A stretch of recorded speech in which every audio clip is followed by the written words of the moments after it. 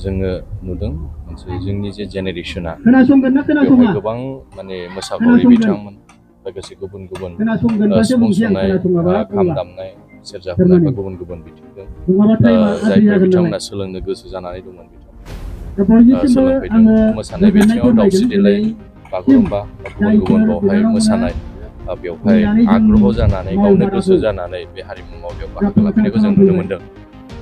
दिनै दुलाराय बर' फरायसा आफादनि जे नाजानायाव बड'फा मिशन फर सास्टेनेबल चेन्ज बेखौ बिथा खालायनानै जे बड'फानि सानथौ आरो सानस्रिजों लोगोसे जोंनि बर' हारिखौ गोजौ फारसे लांनांगौनि थाखाय जे जोंनि जे कालचार आइडेन्टिटि जोंनि फारफ्रोमबो बिथिंखौ जोंनि जेनेरेशननो होलांनांगौनि थाखाय आरो जोंनि जे कालचार बेखौ गोजौ फारसे लानांगौनि थाखाय फारफ्रोमबो बिथिङाव दुलाराय बर' फरायसा आफादा खामानि मावबोदों।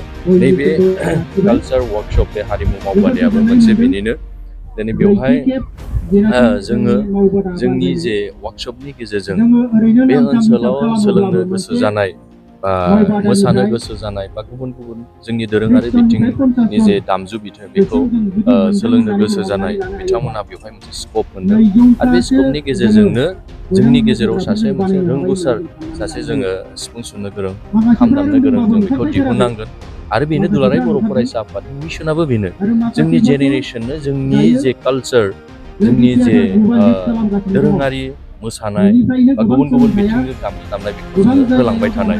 दा दिनैनि थारिखआव जों नुबाय दाख्लैबावै जे GI मोनसे जोंनि जे माखासे बर'नि जे जोंनि ट्रेडिसनेलि दामजु खाम सिफुं सेरजा जथा गंगोना लोगोसे जोंनि गाननाय जोमनाय दख'ना जोमग्रा गामसा आरो इरि लोगोसे जोंनि जानाय माने खारदै आरो जोंनि माने दुन्दिया लोगोसे बे बिथिंफोरखौ दिनै गभर्नमेन्ट अफ इन्डियाया बर'फोरनि बे आंगोनि जे जानाय बा गानग्रा जोमग्रा बा बर'फोरनि बियो मोनसे दामजु होननानै दिनै दुनियानो बयनोबो दिनै सिनायथि होबाय आरो लोगोसे बेखौ रेजिस्टार खालायनानै दोनबाय। बे जोंनि मोनसे देरहासारनाय।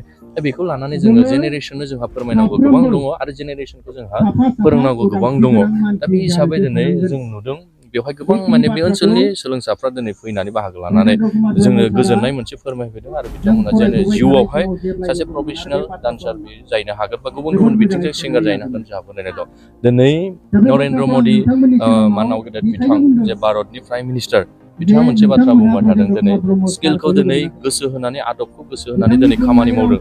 साफ्रोमबो सुबुंनो दिनै साख्रि होनांगौआ बे जयगथा नङा। मानो होनबा दिनै गुबुन गुबुन बिथिंजों बयहाबो मोनसे माने आदब दङ। बे आदबखौ लानानै दिनै गाव गावखौ थांनानै थायो। दा दिनैनि थारिखआव दिनैनि जे नरेन्द्र मदि दैदेननाया दिनै स्किल बेस खालामनो थाखाय इन्डियाखौ दिनै नाजादों। दिनै फ्राय बावहाय जाय मानसिया दिनै मोसानो गोरों बे बिथांखौ दिनैहाय जायगा मोनगोन मोसानायनि बिथिङाव।